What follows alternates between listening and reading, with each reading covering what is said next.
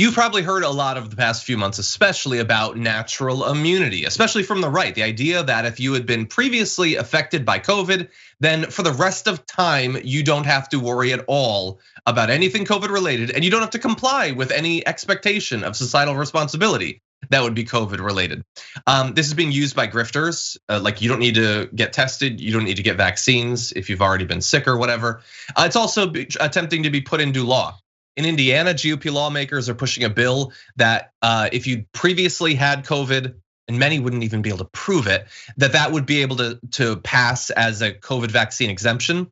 In Wisconsin, they're trying to do the same thing for private employers. And look, it's definitely grift, and it's an attempt to not have to take seriously the pandemic. But there is at least some reason that people believed that previously having been infected by this would be a defense. What I want to make clear here is that it has never been considered by serious scientists as the defense that the grifters imply it is. A 100% effective defense that will never ever wane, let alone end. And now we have new research that I want to talk about that shows that Omicron has actually made the arguments for natural immunity even weaker.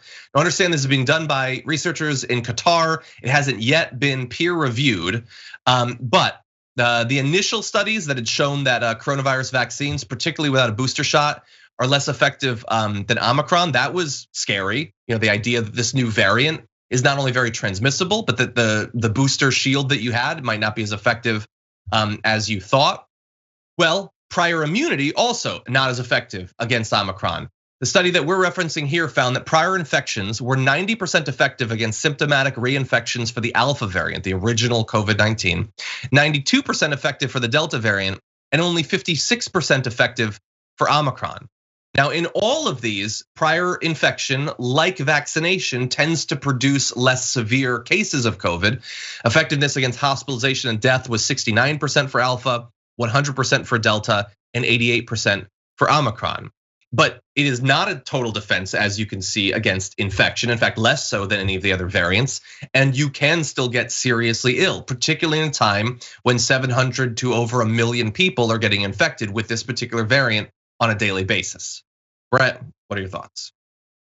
I mean, there's so many people who are disingenuous, grifty actors, and in so much of the discourse surrounding coronavirus, the objective has stopped being like, let's do the smart thing medically and the legal thing constitutionally, and has started becoming like, well, how do I feel right and smarter than doctors about stuff? And that's insanity. And so anyone who's looking at any kind of, lessening their potential level of danger would say, all right, if I should probably wear a mask because that provably reduces the transmissibility. I should definitely get a vaccination and a booster because that reduces hospitalization, saving not only my life in a very measurable, very real way, but also the lives of other people who would need that bed for something completely more emergent and non-COVID related and conventionally like hospital needing than my dumbass who just didn't get a vaccine because of some reason that I found from Joe Rogan. Also, it's worth pointing out that like the viral interview with the doctor he had, the argument in that was natural immunity works because like if you think that you've gotten COVID twice, and even if you've seen a test proving that, you're wrong. That's what that guy said, and it's been disproven. Yeah, it's definitely been disproven. Anyway, the takeaway that I want people to have is you're not gonna be perfectly defended no matter what, but if you had natural immunity, you should still get the vaccine and get boosted. That is what the CDC has been saying, and this new study only confirms that advice.